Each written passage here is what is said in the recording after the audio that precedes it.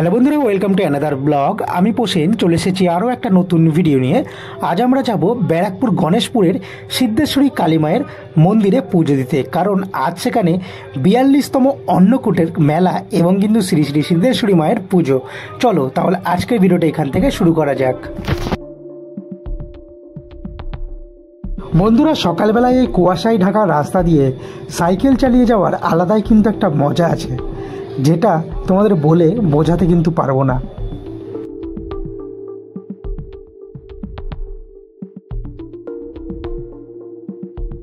বন্ধুরা, এখন বাজে 10টা, আর এই 10টার সময় আমরা কিন্তু মন্দিরের সামনে চলে এসেছি পুজো দেওয়ার জন্য।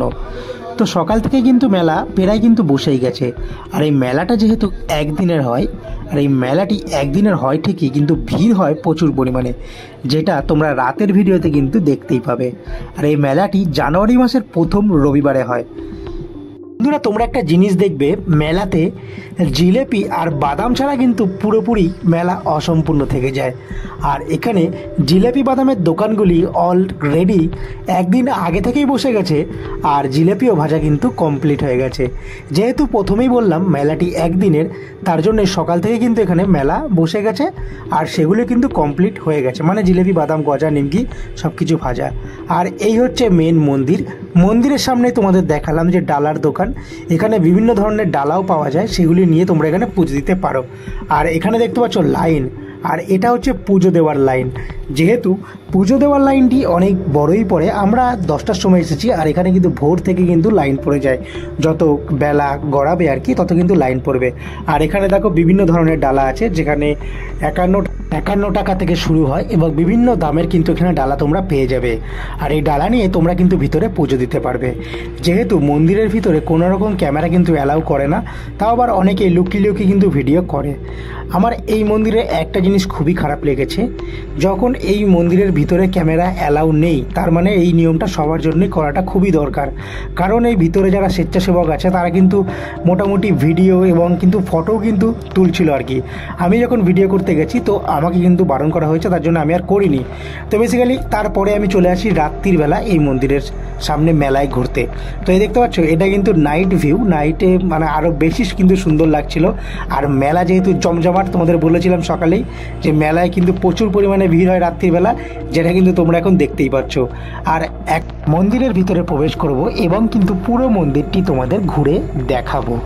চলো।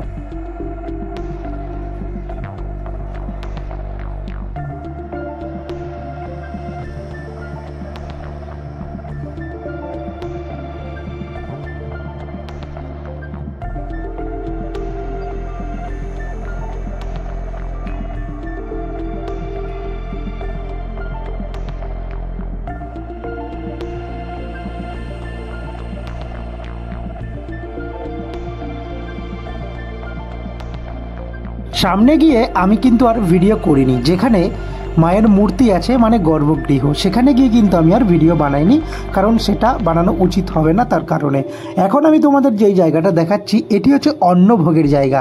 আর এখানে অন্নভোগ প্রায় কিন্তু পাহাড়ের মতন করে করে সাজানো হয়, যেখানে মায়ের বড় একটি মুখ আঁকা হয় ফুল দিয়ে, যেটা কিন্তু অপরূপ সুন্দর লাগে। আর এখানে অন্নভোগ দেওয়া হয় ওই 12:30টা থেকে। আর এই যে এখন দেখতে পাচ্ছ, এটি হচ্ছে সেই অন্নভোগ। এটা আমি সকালবেলা করেছিলাম ভিডিওটা, মানে আমার একটা বন্ধু দিয়েছিল। তো দেখতেই পাচ্ছ এরকম টাইপের অন্নভোগ থাকে। তারপরে আমি কিন্তু মেলায় ঘুরতে চলে গেছিলাম। তো মেলায় তো সেই একই রকমের জিনিসপত্র আছে, যার মধ্যে ওই বাচ্চাদের খেলনা এবং বিভিন্ন ধরনের খাবারের দোকান, যার মধ্যে ফুচকা বেশি স্টল থাকে, তারপরে জিলাপি বাদাম, যেগুলো তোমাদের আগে আমি দেখিয়েছি ভিডিওতে। আর যেহেতু বলেছিলাম রাতে একদম প্যাকটা ভিড় থাকে, মানে চাপাচাপিটা বেশি হয়, তো তোমরা দেখতেই পাচ্ছ মেলাতে কিন্তু এখন প্রচুর পরিমাণে ভিড়। যেহেতু বলেছি যে একদিনের মেলা হলে হবে কি, চাপাচাপিটা কিন্তু একটু বেশি হয়, মানে মেলায় ভিড়টা অতিরিক্ত থাকে। তো এখান থেকে আমি একটা মূর্তি কিনে নিয়েছিলাম, মানে দেখতে পাচ্ছ এখানে আমার বাবা আছে, মা আছে এবং আমার বউ আছে আর কি। তো এখান থেকে নিয়েছিলাম একটি মূর্তি, এই গরুর মূর্তিটা, মানে স্ট্যাচুটা দেখতে পাচ্ছ তোমরা, এটি হচ্ছে আমার ভাগ্নির জন্য কিনেছিলাম। তারপরে এখান থেকে সোজা চলে যাই এই দিকটা তোমাদের দেখাতে। এখানে বাচ্চাদের জন্য মিকি মাউস এবং এই দোলনা গাড়িগুলো রেখেছিল। এবার এইবার সেরকমভাবে মেলাটা কিন্তু খুব একটা বড় বসেনি, জানি না কেন। তো এখানে এই পুতুলগুলো দেখো, খুবই কিন্তু সুন্দর লাগে।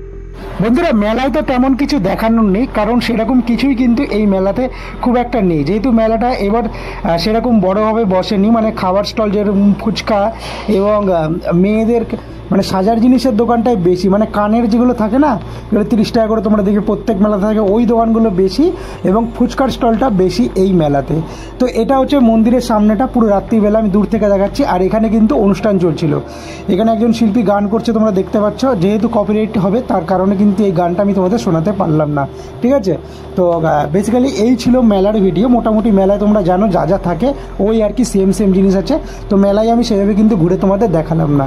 এবার তোমরা ভাবছো মেলায় তো আসলাম কিন্তু কিছু খেলাম না কেন।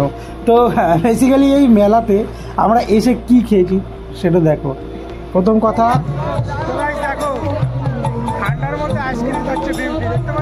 বন্ধুরা আমরা এই কনকনে ঠান্ডাতে খেয়েছিলাম আইসক্রিম খাওয়ার পরে চলে গেছিলাম আমরা ফুচকার স্টলে। আর এই কাকা 10 টাকায় দিচ্ছিল কিন্তু প্রায় 6টা ফুচকা। তো বেসিক্যালি এই সুযোগ কি আর ছাড়া যায়, কারণ 10 টাকায় এখন হয় মাত্র 4টে, আর আমরা এখান থেকে 6টা করে পেয়েছি। 20 টাকার মোটামুটি ফুচকা খেয়েছিলাম, মানে 20-40 টাকার দুজনে। ফুচকা খাওয়ার পরে আমরা চলে গেছিলাম পরবর্তী জিনিস খেতে। তো এখানে দেখলাম সেই ফেমাস লেজেন্ডারি পকোড়া বিক্রি হচ্ছে, যেটা আর কি প্রত্যেকটা স্টেশনে পাওয়া যায় আর কি, শিয়ালদা স্টেশনে বলো, অনেক জায়গায় কিন্তু এই পকোড়াটা কিনতে পাওয়া যায়।